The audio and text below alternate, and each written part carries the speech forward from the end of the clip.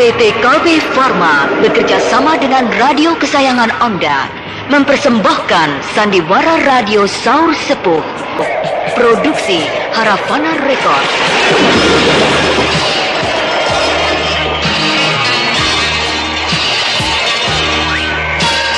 Naskah karya Niki Kosasih. Hiasan musik dan sutradara Indra Mahendra.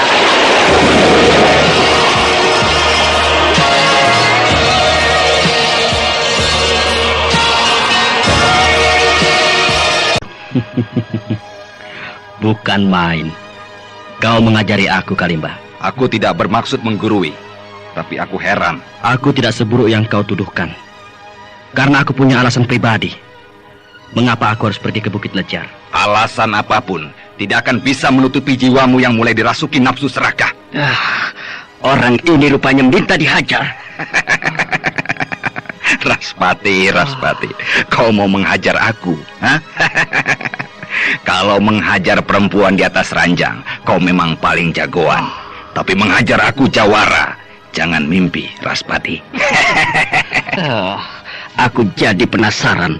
Seperti apa hebatnya seorang jawara? Raspati, daripada bertarung, lebih baik kau pergi ke tempatku di Kadipaten Banyu Abang. Di sana banyak perawan yang pahenol. Kau pasti akan betah di sana. Kalimba, kata-katamu menusuk perasaanku. Jadi aku peringatkan kepadamu. Lebih baik kau pulang. Batalkan saja niatmu untuk memburu harta karun ke Bukit Lejar. Apa tidak terbalik? Maksudmu? Seharusnya kau yang pulang. Berdebah, Kalimba. Kau tahu siapa pemilik harta karun itu? Lasmini. Kau pasti tahu. Ada hubungan apa antara aku dengan Lasmini? Ya, kau bekas gundik Lasmini. Lalu, siapa yang memegang harta karun itu sekarang? Anjani. Anjani anaknya Lasmini, bukan? Ya. Berarti harta karun itu berada pada orang yang paling berhak. Ya. Lalu, kenapa kau ingin memiliki harta karun itu? Jawabannya mudah saja. Aku ingin jadi orang kaya. Untuk jadi orang kaya, apakah harus merampas harta kekayaan milik orang lain? Kau tidak berhak mengatur aku, karena kita tidak punya ikatan apa-apa. Aku melarangmu, bukan karena aku ingin mengaturmu. Lalu? Bukankah kau tadi bilang aku bekas kekasih Lasmini? Jadi kau mengangkangi harta karun itu sendiri? Aku hanya ingin harta karun itu tetap berada pada orang yang paling berhak untuk memilikinya, yaitu Anjani. Kau berdalih untuk menutupi kedokmu. Aku tidak berdalih. Karena walau bagaimana, aku punya hubungan batin yang erat dengan Anjani. Persetan. Sekarang kau sudah tahu. Apa alasannya mengapa aku harus pergi ke Bukit Lejar. Jadi sekarang, terserah tanggapanmu bagaimana. Tentu saja aku tidak akan menggubris segala ocehanmu. Kalau begitu, hanya ada dua pilihan. Kau mau menghadapi aku atau Raspati? Bentar. Aku saja yang menentukan. Karena aku penasaran sekali terhadap jawara dari Kadipaten Banyu Abang ini. Boleh, silahkan. Keparat. Majulah kau, Raspati. Rupanya seorang jawara tidak sabaran. Aku tidak sabaran untuk segera memecahkan kepala kau.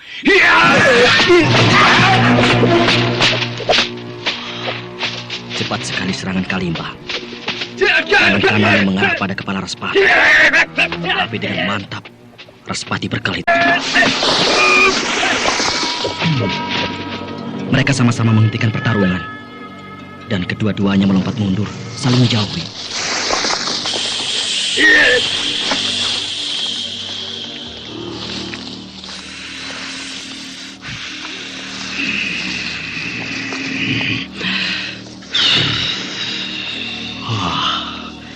Rupanya mereka mau meningkatkan pertarungan. Masih tetap mempergunakan ilmu silat tangan kosong. Tapi sekarang dilandasi oleh kekuatan tenaga dalam.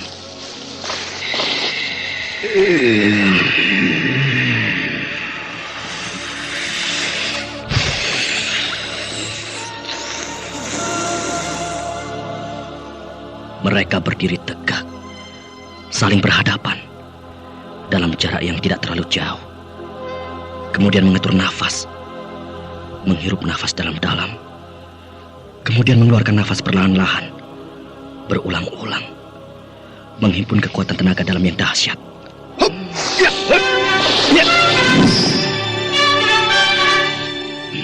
Ya, mereka sudah selesai mengatur pernafasan dan siap untuk bertarung. Perlahan-lahan bergerak saling mendekat.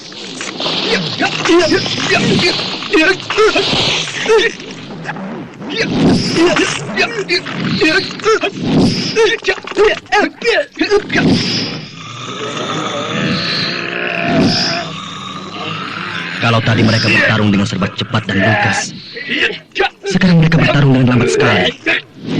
Mereka saling serang dan bertahan dengan jurus-jurus yang perlahan.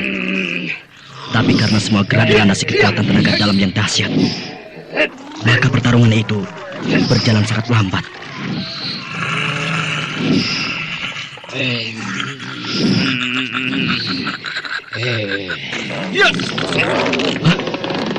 Jari tangan Raspati berubah jadi putih.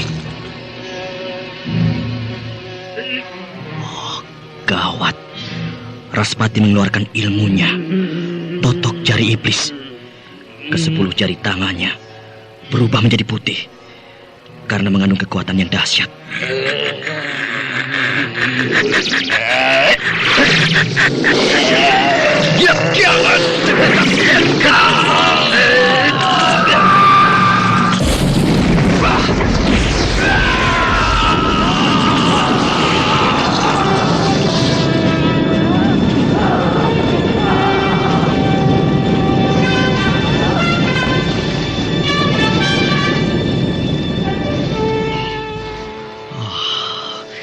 Kalimba, jawara dari Kadipaten Banyu Abang itu tidak sanggup menghadang ilmu totok jari iblis. Dia roboh dan tewas. Jawara dari Kadipaten Banyu Abang itu sangat hebat, memiliki ilmu yang sangat tinggi. Ya, tapi aku lebih hebat karena aku punya ilmu totok jari iblis. Raspati, kau mempergunakan ilmu hitam. Maaf, Bentar. Saya terpaksa. Sebab si Kalimba jawara dari Kadipaten Banyu Abang itu terlalu hebat. Ya, apa boleh buat? Aku sangat terpaksa mempergunakan ilmu hitam. Sebab kalau tidak, aku yang akan mati. Raspati, aku harap kau membuang ilmu hitam itu. Ya, aku mengerti. Pasti kau berat untuk membuang ilmu hitam itu.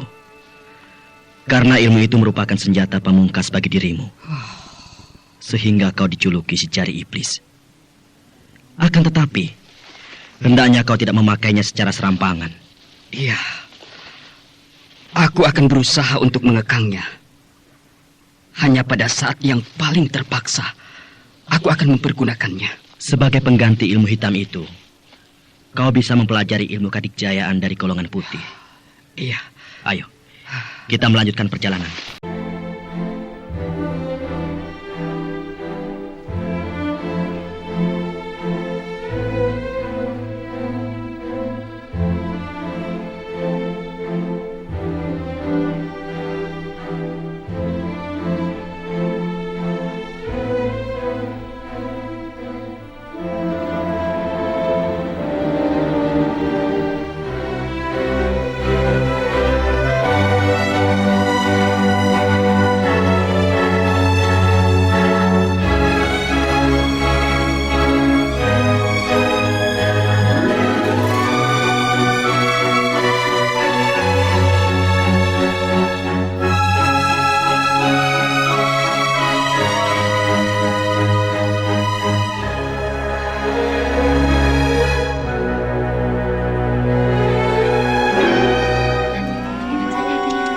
Kau hebat, Sule.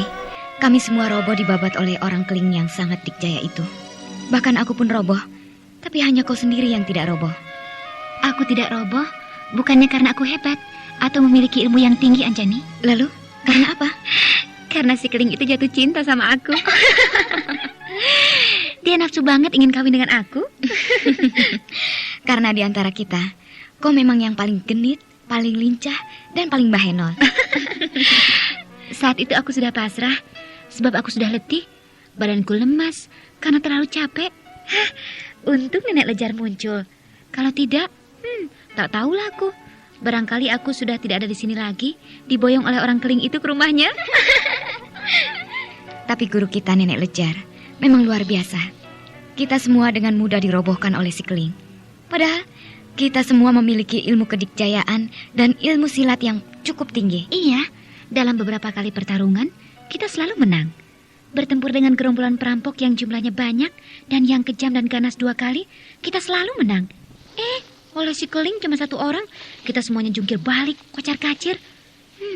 Hebat sekali si keling itu. Iya, si keling itu bisa dibayangkan kehebatannya. Dia memang seorang tokoh rimba persilatan yang sangat dikjaya. Tapi oleh guru kita, Nenek Lejar, hanya sekali gebrak, tumbang. Jadi bisa kita bayangkan guru kita itu ilmunya sangat tinggi. Benar, aku sampai kaget setengah mati. Kedua mataku terbelalak melihat senjata si keling. Toya yang dahsyat itu cuma sekali remas, hancur, patah-patah. Ya, senjata si keling, tongkat Toya itu terbuat dari kayu pilihan. Diramu sedemikian rupa, sehingga menjadi senjata yang dahsyat melebihi Toya besi baja. Pohon yang paling besar disodok oleh Toya itu tumbang. Tapi Nenek Lejar disodok berkali-kali. Tidak apa-apa Anjani, malah tertawa terkekeh-kekeh. Tentu saja si keling jadi ketakutan. Iya. Sudah itu si keling ditangkap, lalu dilemparkan. Enak benar, seperti melemparkan sepotong singkong. Wah, benar-benar terlalu hebat Nenek Lejar guru kita itu. Aku jadi lebih mantap menjadi muridnya. Iya, kita beruntung berguru kepada orang-orang yang benar-benar pantas jadi guru kita.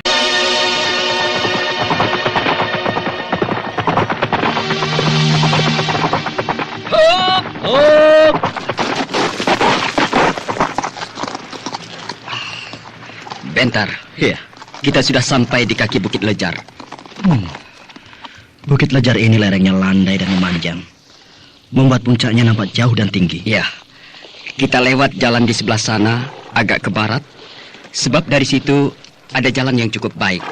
Bisa dilalui dengan naik kuda sampai di lereng yang paling atas. Ya.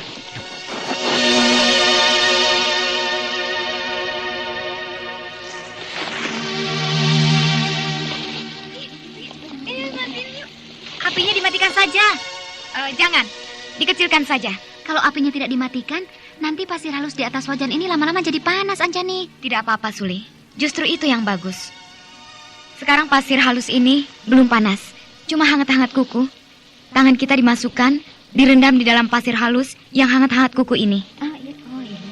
Kemudian, karena api di dalam tungku ini tidak dimatikan, maka lama-lama pasir halus yang berada di atas wajan jadi panas. Dengan begitu, kita akan bisa merasakan perubahan dari hangat ke panas. Ayo mulai.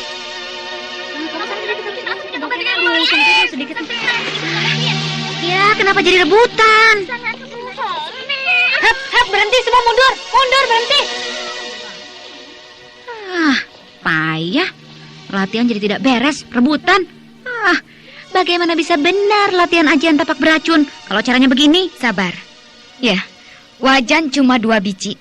Orangnya banyak. Ya jadi rebutan. Ya makanya mestinya banyak. Besok kita beli wajan lagi. Di mana Anjani? Aku lihat di kaki Bukit Lejar ini sebelah timur ada sebuah dusun. Mudah-mudahan di dusun itu ada yang menjual wajan. Iya, kita beli yang banyak. Tidak usah terlalu banyak, cukup 10 buah. Supaya kita dapat kebagian seorang 1. Iya, tidak rebutan seperti sekarang Anjani. Suara apa itu? Ya, ada suara yang ribut jauh sekali. Suara apa itu? Apa itu ribut-ribut? Suara keributan itu terdengar jauh sekali, seperti di lereng bukit sebelah barat. Iya, di sebelah barat Anjani. Suara orang banyak berteriak-teriak, dan suara pohon-pohon yang tumbang ramai sekali, seperti sedang terjadi sebuah pertempuran. Benar, seperti ada perang Anjani. Ayo kita lihat. Ayo. Ya, pertarungan. Dugaan kita benar. Di lereng bukit sebelah barat itu sedang terjadi pertarungan. Yang bertarung banyak Anjani. Terkesan menjadi 2 kelompok. Siapa ya yang bertarung itu? Dan mengapa mereka bertarung di wilayah kita? Bentar. Bentar. Iya, yang sedang bertarung itu Bentar. Kaspati? Kaspati? yang sedang bertarung itu Bentar dan Raspati? Bentar dikeroyok oleh 5 orang, Raspati dikeroyok oleh 3 orang. Anjani, mereka bertarung dengan siapa ya? Siapa yang menjadi lawan Bentar dan Raspati? Tidak penting, karena pertarungan itu juga tidak penting. Yang penting adalah mengapa Bentar dan Raspati berada di sini, di Bukit Lejar. Iya benar, kenapa ya? Apakah mereka juga... Ayo kita kembali. Kembali? Iya, kembali ke Padepokan. Kenapa tidak kita saksikan saja pertarungan itu sampai selesai? Perasaanku jadi tidak enak. Baiklah. Ayo teman-teman, kembali ke Padepokan. Ayo.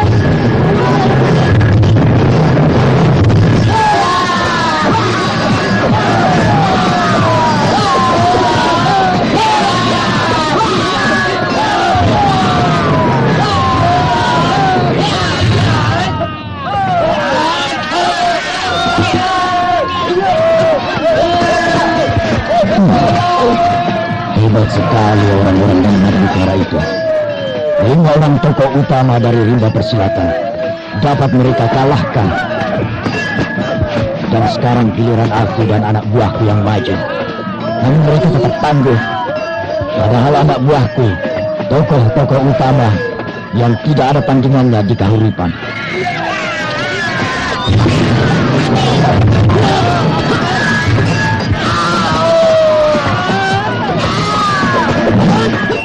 Dua orang anak buahku terjungkal, roboh, dan terkapar di tanah.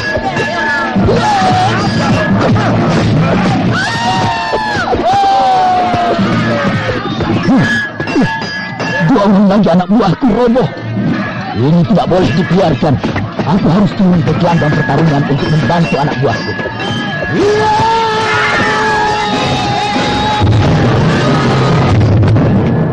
Ayo, Wadia Balat! Jangan takut, aku bantu kalian. Ya!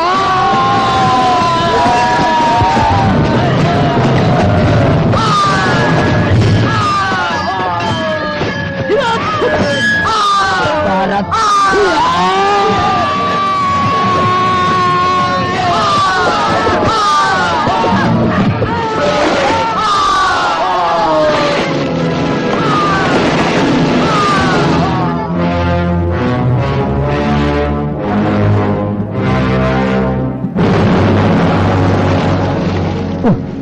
Anak buahku habis. Bagaimana engkau? Anak buahmu yang hebat-hebat itu sudah habis. Semuanya tergeletak di atas tanah dan tidak bisa bangun lagi. Tapi kau tidak usah cemas. Sebab anak buahmu tidak mati. Mereka hanya pingsan saja.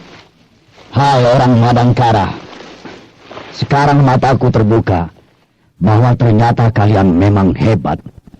Kemarin kalian berdua dapat menundukkan 4 orang tokoh utama dari kalangan atas rimba persilatan yang datang dari 4 wilayah. Dan hari ini kalian juga dapat menundukkan 9 orang anak buahku yang di Kahuripan sangat ditakuti dengan julukan kelompok ular biru. Tapi aku, Dadih Wungkal, ketua kelompok ular biru, tidak akan mundur. Silahkan, aku ladeni kau sampai puas. Raspati, Mundur. Kenapa? Orang itu mau mengeluarkan ilmu kadikjayaan. Jadi biar aku yang maju. Ya, sebab soalnya begini. Ini adalah bagianku. Ya, baik Bentar.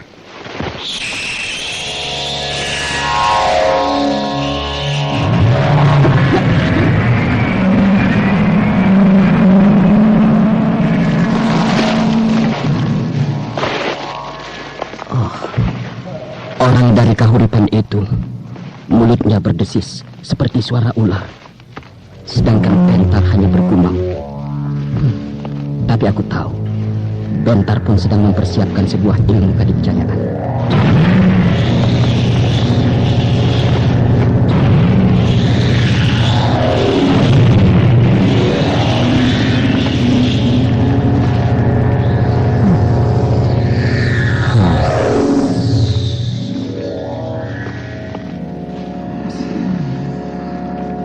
Hai orang Madangkara, terimalah ilmu tapak berbisa. Akulah Dede dengan ajian tapak saketi.